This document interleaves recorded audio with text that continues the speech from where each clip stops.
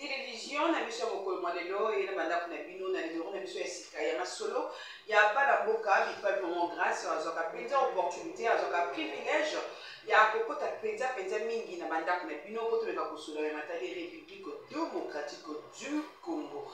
Mokolo malelo à la une to zali na sango ya koloba na bino ete persécution to batindi to basengi na bayebatana mina makaboye o batala mingi makaboye ya banzusi na bakende kofuye ba o ebinga mi babia ya Joseph Kabila Kabange ndako ya mama Olive Lembe et qui saccagé mokolo malobi lelo yo peut-être je koloba awa parc de la vallée de la Ntsele oyo to benga na communement na kombo ya Kingakati ezali vraiment saccagé makasi moko ya bagérant ya esika ya ena asikoloba pe asikopesa mbela koloba ete ezali kuna mbilinga mais pourquoi acharnement makasi boye na famille to na babien ya ex-président de la République Joseph Kabila Kabange famille nyonso Kabila bazali kolela famille nyonso Kabila bazali kobenga mpona koloba ete sani de trop bazali kosupporter lisusu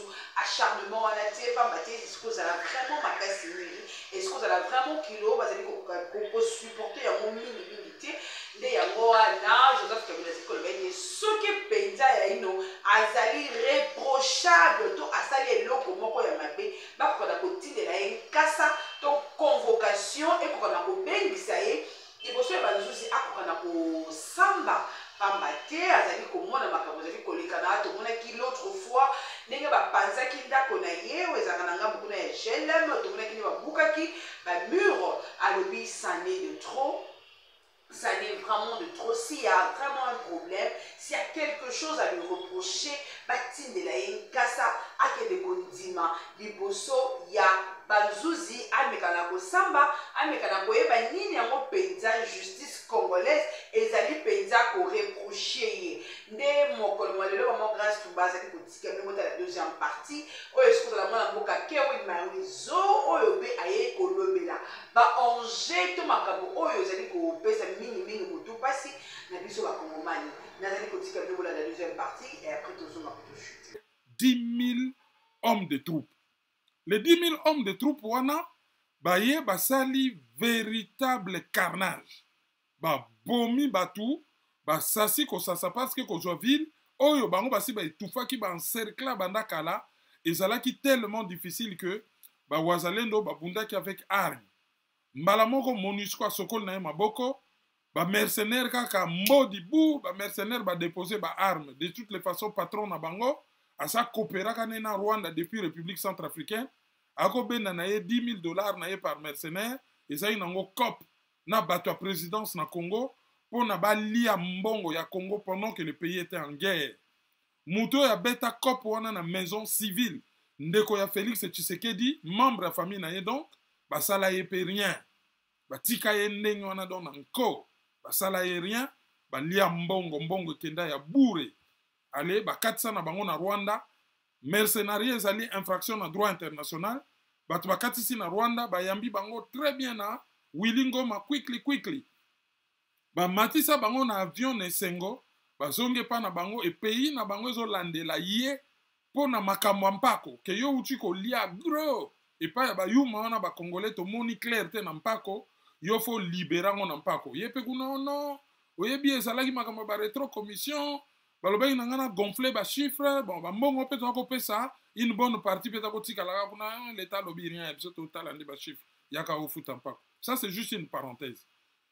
Batuya Sami y a Sami RDC, c'est-à-dire ba troupe ya SADC, notamment ba Malawite, na ba Sud-Africain, bon, bango ba c'est confiné ki da bango na l'aéroport ya Goma. Ba oya basi ba rapatria bango po épidémie ya zemi moko etambola ikuna. Wana pendo on dirait ba ta ko bwakela bango ka ya ko kosola kaka muta juize. Bon, bango bazongi. Ba oya mibali kutu ba négocier na bango calmement, ba kutani na quickly.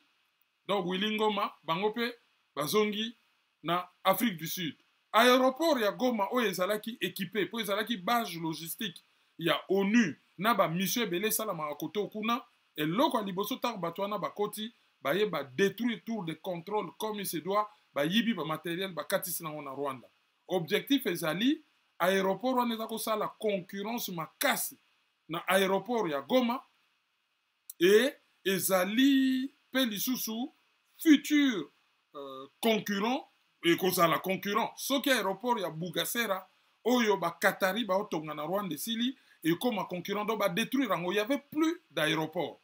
Ville ya Goma et comme ko dépendre exclusivement na Rwanda parce que ezali na frontière. Donc du coup soko lingo kende na Goma o mata okita du moment qu'il n'y a pas d'aéroport, du moment que na nzela il y a de l'insécurité.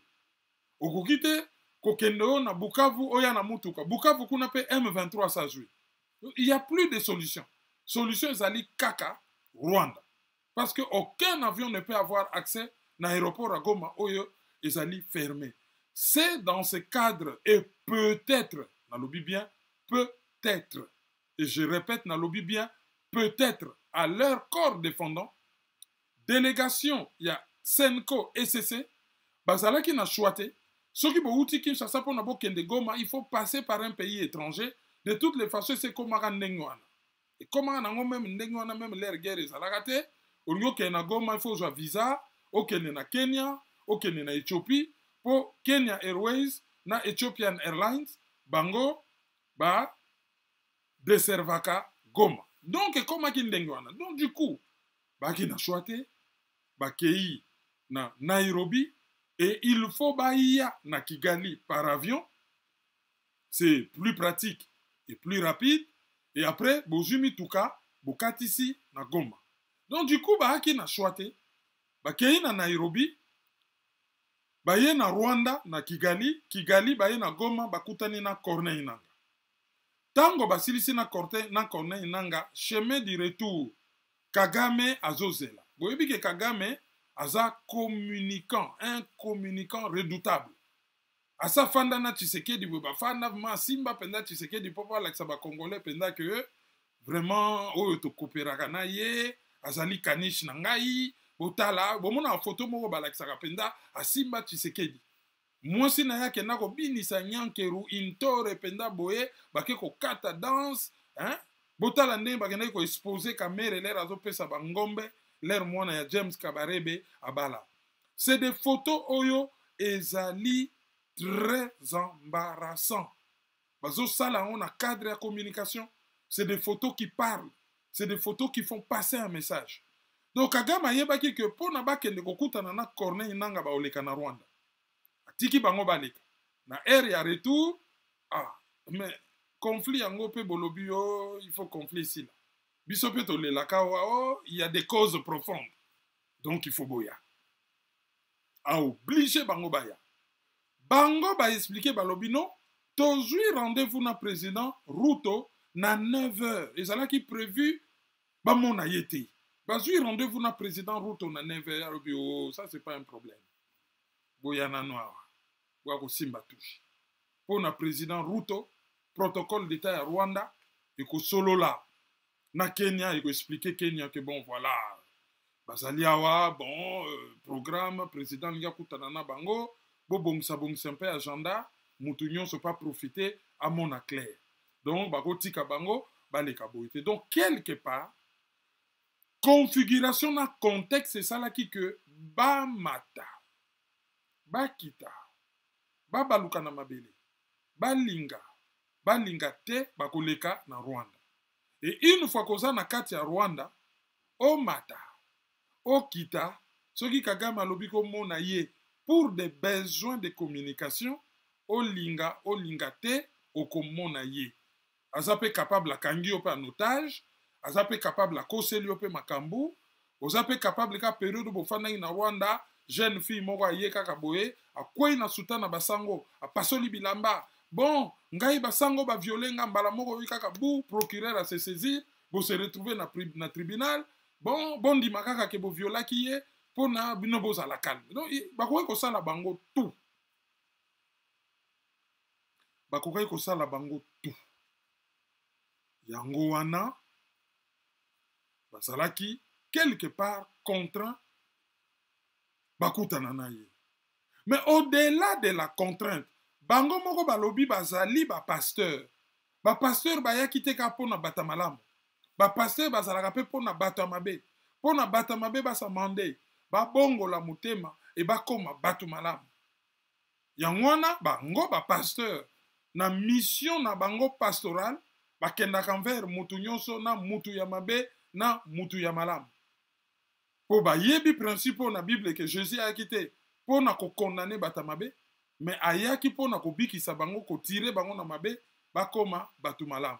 Afin qu'ils aient la vie éternelle, qui croient en lui, et ceux qui va croire na ye pour na ba périsser point, mais bazwa vie éternelle. Donc, en tant que pasteur paix, même ceux qui n'engagent au monde à nos départ, c'est comme si c'était pas prévu. Là, bauti na Goma, Kigali ezaki à côté wana, il fallait bazwa rendez-vous na Kigali, et ça la initiative na bango, mais na explication na bango, ce n'était pas leur initiative.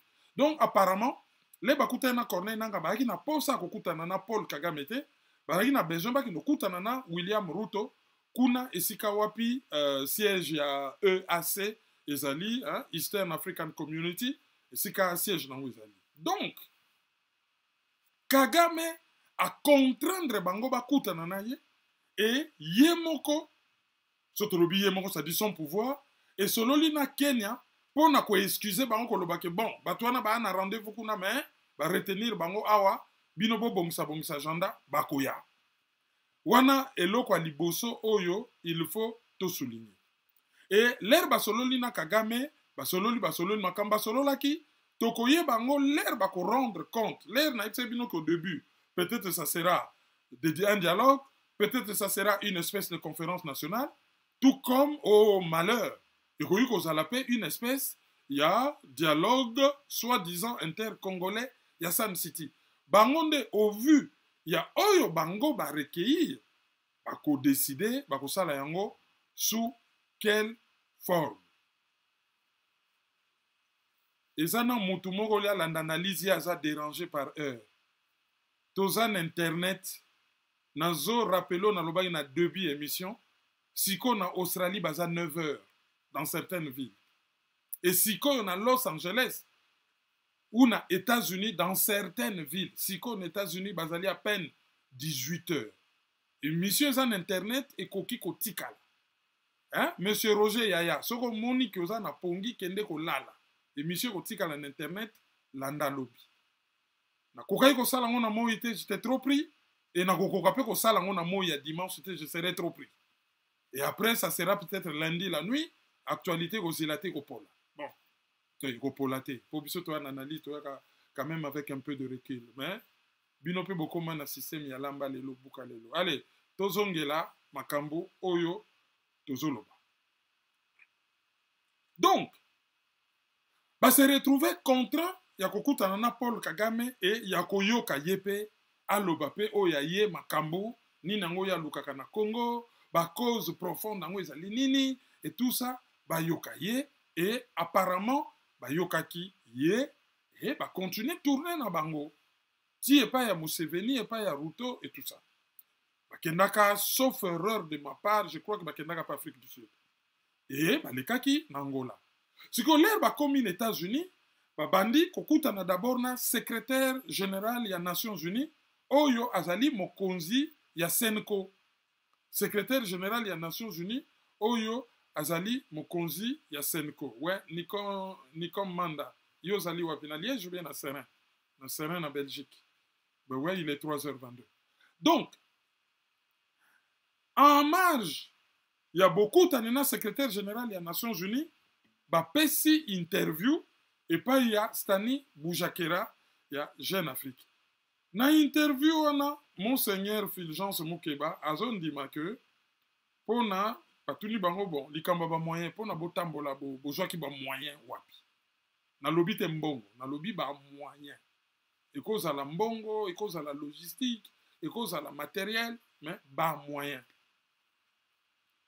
Na réponse na ye eloko ebomi batu alobi que ba gouvernement ebele bazo croire non bango bazo sala bazo mona kezali intéressant ezali sérieux ba pesi bango ba moyen atangi gouvernement ya Rwanda atangaki bangola na ba pays mosusu Stani Boujakera atuni ye Rwanda ezo boma ba congolais penza ezo boma o biso tozali gouvernement te biso tozali ba pasteur après ameki kobongisa ameki kobeta munoko esimbi kaka te bato ba retenir que eloko oyo bango bazosala en tout cas Rwanda pe apesaki bango ba moyen.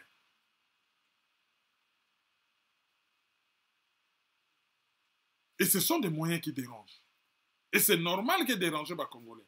Parce que ba moyen wana la grande question ezali pour quel intérêt Rwanda akopesa ba moyen. Est-ce que toyebi que Rwanda za wana te pour la paix? Rwanda za wana pour copier matière première, pendant qu'on luka ko squatter territoire, pendant qu'on occuper territoire, pendant qu'on exploiter territoire, pendant qu'on déverser trop plein.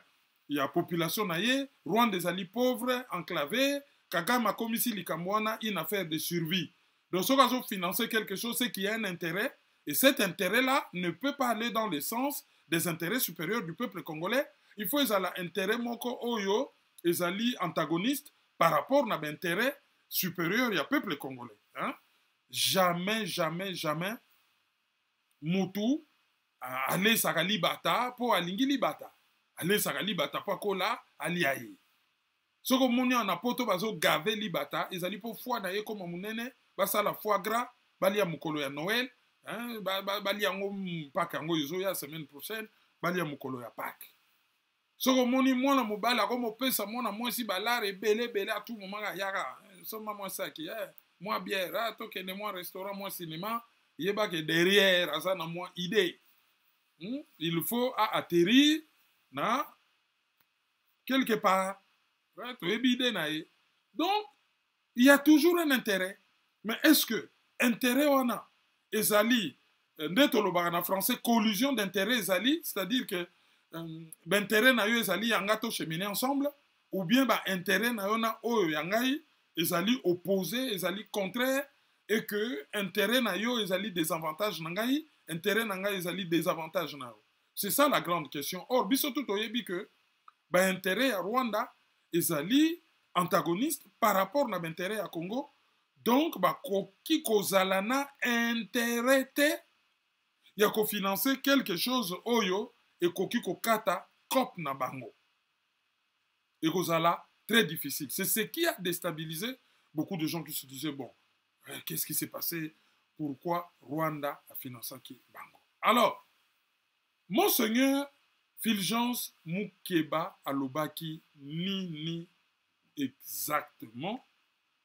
Et hier, tokoki peut-être kocha son. Et après, oyo pasteur Eric Nsenga alobaki pona ko éviter que za la moulaï toko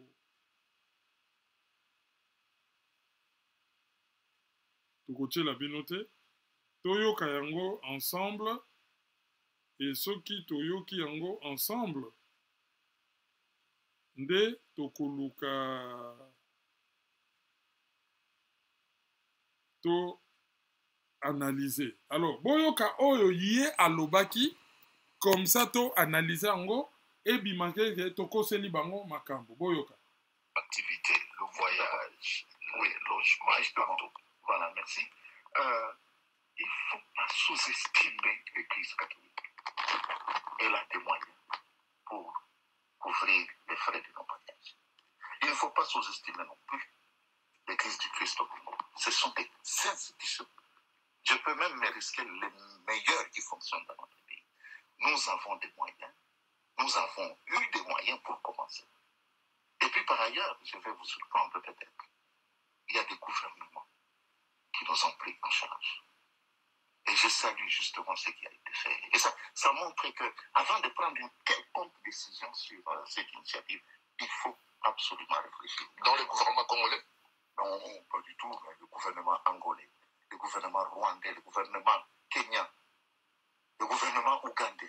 Même le Rwanda vous a donné le moyen. Même le Rwanda. Le Rwanda qui nous agresse. Ben oui, enfin, oui. Qui agresse la RDC. Je vous dis que... Qui tue vos propres populations. Le Rwanda a trouvé notre initiative sanitaire. Oui, mais c'est justement quelque chose dénoncé par votre propre gouvernement de soutenir la rébellion qui pille, qui tue, qui viole, qui massacre. Nous ne sommes pas le gouvernement, nous sommes des pasteurs. Et nous demeurons des pasteurs, même dans la recherche des solutions à notre travail. Oui, mais ici, dites-vous que vous recevez le soutien de ceux qui c'est pas la rébellion. Non, écoutez, là, il ne faut pas simplifier les choses. Je vous dis que les gens qui nous ont accueillis ont trouvé l'initiative très, très, très pertinente. Et il y en a parmi les gouvernements qui nous ont tout simplement offert tous les conforts qu'il fallait et tous les moyens pour que nous puissions voyager et pour que nous puissions expliquer cette initiative aux autres institutions. Mais je précise que nous sommes pris en charge par aucun politicien. Si les gens pensent que la mendicité est devenue la seconde nature des Congolais, mais pour nous, la mendicité n'est pas une seconde nature. Mais quand est-ce que comptez-vous réellement mettre fin à vos consultations et passer aux choses sérieuses? Bientôt. Boyoki. Azali mumpe pono koma na niveau à monseigneur wana ba betaka ba cours ya philosophie mo na niveau supérieur. Ayebi oyazoloba. Il a bien parlé des moyens et généralement moyens elingi koloba mbongo. Généralement. Après ceux qui basent en sens polysémique ndenge pasteur Eric Nsenga lobaki, ça peut signifier beaucoup de choses. Mais ne bandelier, pourquoi? Parce qu'à l'obi, Bozwa, église catholique, église protestante, était le rôle de l'institution à Pamba Pamba. Et zali parmi les rares institutions na mboka wana oyo ezo fonctionner. Donc ba koki kozanga mbongo te. Donc ezalaki masolo ya mbongo.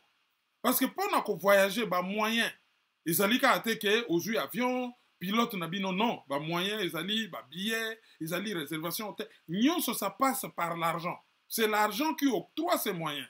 O ezali ko fongo la possibilité ya ko ça la moyen. On parlait bien des moyens. Atika ko non, ezali ba moyens financiers. Et na kati ona boyoki alobi au début, ça dit que ne bandeli bazali ko ça la mbongo na bango moko. Mais sikoyo bapesi bango ba moyen pona ko poursuivre au début basalelaki ba moyen na bango moko, mais sikoyo ba aider bango pona ko poursuivre. Nasuka le batuniye soki ezalaki gouvernement ya Kinshasa, soki Kinshasa bapesaki bango déjà ba moyen juridique tout ça ko faciliter bango sorti bango batanga pe Kinshasa. Mais côté Kinshasa déjà à Wangani, que kuna gouvernement Kinshasa tchaki bango le côté. Et Nasuka interview à lobby, bazu ba moyen ata ya politicien mon côté. Po ayebi bien que yé ba funda kaye kazali mutu ya Katumbi. Hein, azali archevêque ya Lubumbashi. Ba funda kaye kazali mutu ya Katumbi. Donc quand on parle de politiciens, c'est sur le plan interne, hein, c'est pas sur le plan extérieur. Mutalibana bokolo bateke un politicien, non.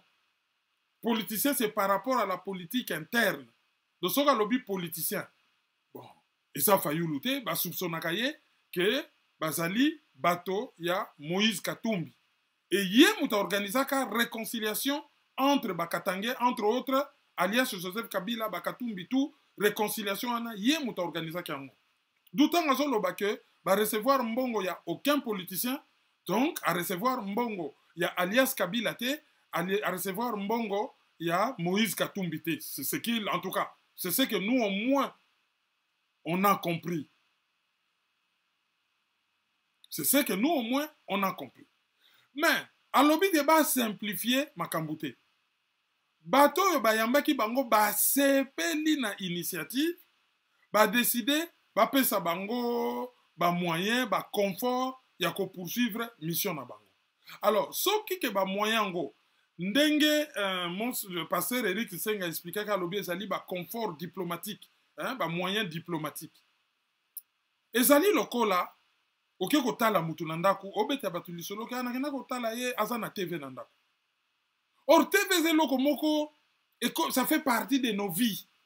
Et on dirait que na monaki na balabala lati bilamba. Mais mutabimaka na balabala bolumbute. Les habits ça fait partie de notre vie. So ko moni babeti masolo bilamba mutu yeba ke bilamba ngo ezaki spécial, ezaki peut-être collection, ezaki peut-être mode, ezaki peut-être ba couleur moko flashy, ezaki peut-être extravagant. So babeti lisolo a TV, mituna me TV zeloko mutu yuso sana. Pourquoi babeti lisolo a TV? Peut-être que mutu wana azali adepte ya religion moko boye batala ka TVT. Le fait que ba moni TV nanda kuna yezo kamusa. Peut-être TV yango ezalaki tellement munene ke kanga miro mobimba. Ezo mérité que babete lango lisolo. Mais soko ki muta komo beta lisolo. Ya ba moyen ya confort. Soko keyi kotala un président. Ofana kana mboka wana te. Généralement soka yebaki kokoya ou soki bosolo la ki bango ba pesu invitation, protocole de l'État et kolei sabino, et kologer bino. C'est les moyens de l'État. Bakocha binote na kati ya Flamingo. Bakocha bino na moi hôtel moko ya Malonga. Ça c'est des moyens. Toka mon Félix Tshisekedi tolobi o yé niveau na e président. Poutine a tout nié question. Yazo banana nous ko remercier sur la qualité de l'hébergement. Mais yaza président de la République et standard hébergement ba président de la République yango wana. Yango tolobaka ke il faut ça là-bas pesa ka ye cop mususu kuna na Russie o ba russe ba benga ka compromettre ba rwandais ba salaka ba boakeli o mwasi boy bu osimbi touche ba russe ba benga ngo compromettre to soupçonnaka que peut-être ça ne loko moko ya monaka no telo ye lekelaki ye oyo te ako betango lisolo na miso bato. Donc ceux qui ba loger ki bango hôtel déjà c'est Kagame qui leur demande de rester. Donc c'est normal qu'à loger bango. Balala na botel la minene bakoka motel te bakendaka na ba Rome ba monaka luxe na kati ya chapelle Sixtine ba konzi ba te bato soki ya se ba konzi donc bakoka motel ti et soki Kagame mutabise bango batikala c'est normal ka futela bango te c'est normal que mukolo bango batikala ki balia donc on n'a pas koka mongo te. Ensuite l'air bango ba yebise ke banimba kino kuta na président Ruto ya yebisi bango lobi non. Bon, non, mais si tu as un bouton avion, tu as un avion, tu as à l'heure, aéroport, allez, après aéroport, Julius Nyerere, allez, ti, n'a pas le président. Et un président, qui a bengi, qui a retard, ils allaient offense. Et donc, même pas manquer à respect. Ils allaient offense. Alors, c'est normal que Moutou a yébisi bino alobi, non, bon, mon nangana oliboso. C'est normal quand je téléphone na niveau na bango tatinda batuna lobi bobenga protocole à Kenya bo expliquer confrère kuna que bon batango ko yamba lobby na yambi bango na butu a modifier un peu moins temps so na sisi na bango ba kolala wa premier avion ba koya alukela bango emploi de temps mususu peut-être après-midi akokipe ko loba que bon problème ezalité bo solo la awa on va vous chercher un des avions de la présidence le Kenya c'est à côté. Bon, beaucoup de jet, ma soeur Sili, 4 h du matin, Bobimi, Botika Bango, à partir de l'aéroport, Bo solo la ambassade, Bo Joakar, vous mekako senga permission, peut-être ba accompagner Bango moi Girofa, ba fongola Bango Zela, bazali invité à président, bazo inokuta na président, bon, ba koma moi noki. Ça c'est des moyens normaux ya mutu oyo, a tchesi bino na retard, il faut ça la yango. Ezali ba moyen normal. Confort wana, eza confort ba aka kobete la masoloti. Eza confort ba aka kobete la masoloti. Donc eza confort mususu. Et en français ba moyen globalement ni koloba. Soki ezaki logistique ba préciser ka moyen logistique. Soki ba préciser te ba lobi ba moyen ezalaka moyen financier et comment tellement la règle que et comment presque tautologique. Il y a un moyen financier. Ce qui est le moyen, mutu to ayebi ke eza moyen financier. Soko moni mutu akomi ko préciser, alingi souligner ke ezalaki moyen financier te. Et yango na ko balobaka non, il nous a donné des moyens logistiques. Mais ce mutu alobi moyen ezali ba moyen financier. D'où conclusion. Après interview otoyoki, bato ya Senko na SSC ba lia ba zwaki mbongo ya Kagame oyo asepeli na mission na bango, ba boyi mbongo ya gouvernement congolais, ba boyi mbongo ya ba politiciens congolais, ba keko zwa mbongo ya gouvernement kenyan, d'accord? Ba keko zwa mbongo ya gouvernement angolais, on comprend. Ba angolais bazalaki na médiation, ba angolais balingi kimia na Congo pour na corridor ya lobito et fonctionner. Ba Kenyan balingi kimia na Congo parce que c'est un pays qui est la plus grande puissance économique de l'Afrique de l'Est. Et azana port na ya Mombasa, ayebi que kimia na Congo, matière première le bima na Rwanda et kei ba Chine ailleurs, et ko bima légalement peut-être na Kenya, on peut comprendre. Mais Rwanda pesa ki bango mbongo po na nini? Mbongo ya salité, mbongo ya mbindo. Alors, ba ko corriger que ce n'est pas ce que yo bango bangay ba loba Bible et lobby, c'est de l'abondance du cœur que la bouche s'exprime. Bandeko, bouche la biso ba verset wana. Ezalia. Et Bible na Jacques Mobimba. Et lobby na nzoto Mobimba soki eza na miskle moko ya mabe ezali lolemo. Namona mai ki kalamba ya lobake ba misusu bakufa kaka po na lolemo. Bango ba lobake on a mwa ndenge mususu lolemo. Bon. Et ya miskle ya mabe. Miskle wana oye bimaka na lolemo ekoki ko empoisonner nzoto Mobimba. Et il y a une maxime, on peut traduire dans n'importe quelle langue. Mais en français, et lobby boy. Et lobby, la parole que tu as dite est ton maître. Celle que tu n'as pas dite est ton esclave. Maloba oyo meli na mungongo na yo, na estoma na yo oyo lobite ezali muumbu na yo, ezali mpika na yo, muumbu na yo. Mais makambo yo bimisi na munoko na yo. Et comme mokonzi na yo po et comme ko tenir yo. Bo mona Tshisekedi yo à la moindre escarmouche et kangama ye. Azonga boyo à la moindre escarmouche. Abaluka boyo non rétrocommission ezali cop. Et ça nango mabeti. Abaluka oh non les Banyamulenge sont nos frères. Azonga boyo macha ya mumenu. Ah bon?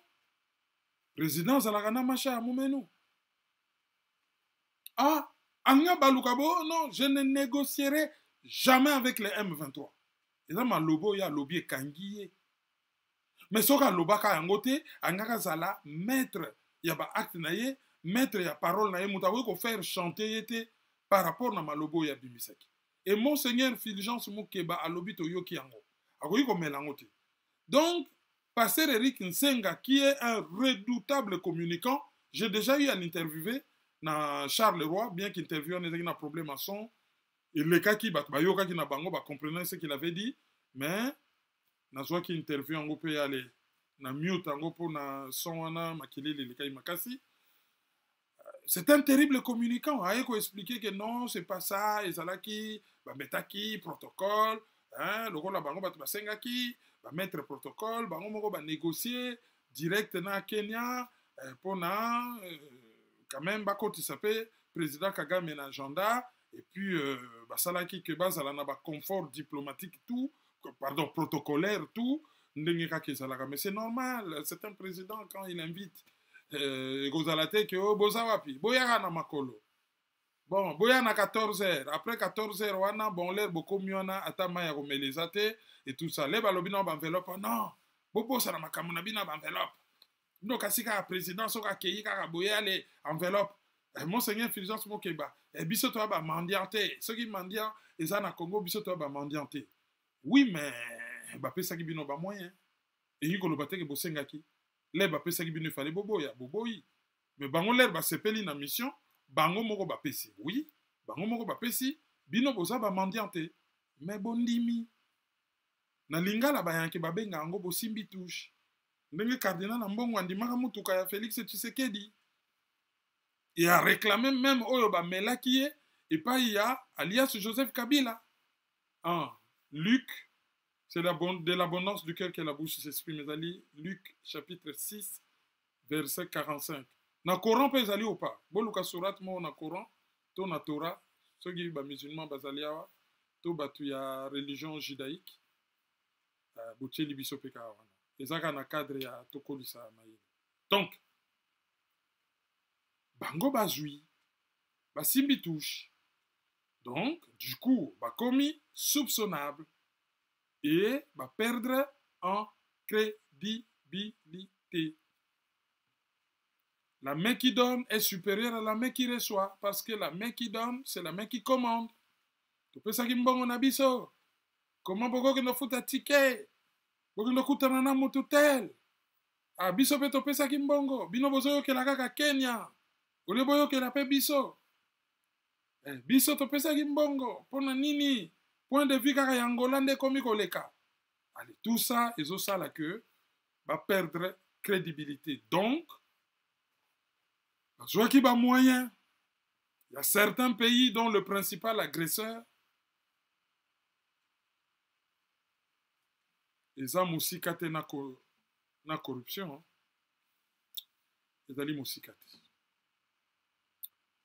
Bon, en tout cas, heureux anniversaire dans l'église. Ça n'a pas sa vidéo combo complet, parce qu'il y a une très belle église qui a fêté son anniversaire aujourd'hui.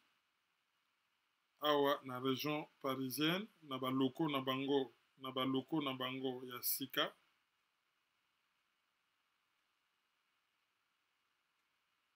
Ezali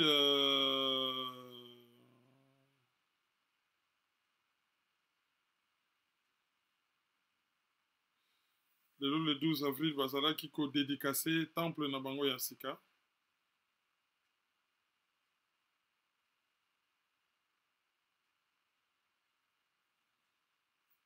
Prophète Brivikama, Père Abraham. Bazali na 10, na 410 Clos de la Courtine, 93 160 Noisy-les-Grands. Deuxième étage, hein, l'Icolo, il y a parking, il y a centre commercial Les Arcades. Alors,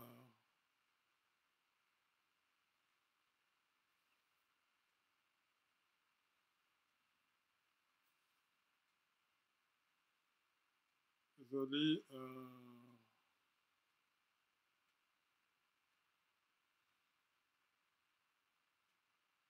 voilà.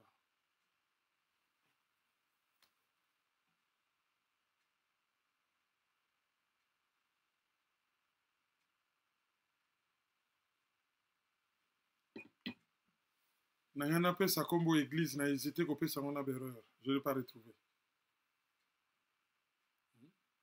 Mais naïbi que sali église amour de Dieu, je crois que c'est l'amour du Dieu vivant, mais en tout cas c'est amour de Dieu. Ils en ont hein? C'est Nagope Sabino adresse et toutes les coordonnées. De toute façon, quand on aura une émission dans le studio, Nakoche Labino affiche pour notre adresse Yassika, il y a église, il y a prophète Brivikama. Oyo a fêté qui anniversaire il y a église na et puis ba inaugura qui ba consacrer qui temple na bango Yassika pour bazali sous côté basala qui te kala mais ba komi na Noisy les grands modestes, hein, Noisy les grands modestes. Sujet na biso mi baletali makambo ya guerre. Il y a pas longtemps FRDC ba détruisa qui avion moko ya ravitaillement ya ba troupe rwandaise M23 na aéroport ya Kavumu. Et ben ba détruisa qui avion on a to remarqué que ba troupe ya M23 ba koma ki na difficulté ya approvisionnement. Pour na kozwa carburant, maï, biloko kolia, masasi, ba armes tant que baza ko s'éloigner na frontière rwandaise, ils avaient koya un peu plus rapidement en avion 1 heure, 2 heures et c'est comme nango déjà. Mettons 1 heure et comme in aéroport et puis bezu ba mituka. Et comme là qui bango un peu difficile, yango na offensive ba annonçaki sur Kisangani oyo ba ordonnaki bango na partenaire ya Félix Tshisekedi na kombo ya Kaneiru Gaba mwana ya général ya président Museveni. En tout cas comme là qui bango un peu difficile. Donc premier événement va détruire nanu aéronef na bango na aéroport ya Kavumu. Deuxième événement bakomi ko harceler bango na aéroport, bakomi ko harceler bango na kati ya Bukavu. Mais événement majeur ezali que autour ya Calais, ya localité ya Calais, FRDC na bawazalendo ba récupéraki 8 villages. Donc ezalaki déjà échec militaire. Et jour oyo ba négociation et bandaki na Qatar directement entre délégation à Kinshasa na délégation à M23 oyo ezali analyse ya suka avant dernier, hein, bokende kolanda to expliquer ki ndenge ni ba négociation ezali très difficile kuna na Qatar. Jour wana FRDC ba attaqué M23 na Walikale et M23 s'est retiré à na libanda ya mboka et a annoncé que bango moko ba se retiré pour na ko sa chance na ba négociation.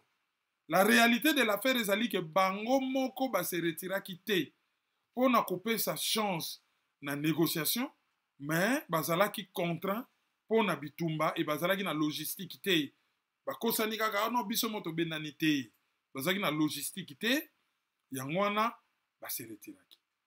Et la sur Djuma Télévision, Maman Grâce, je dis vraiment un grand merci de la disponibilité de Bino.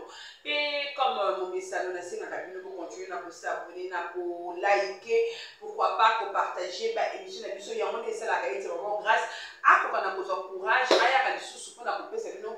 Basa moto actualité et ma capozali pour le à la ville province ya Kinshasa. Donc le moment grâce à ceux qui sont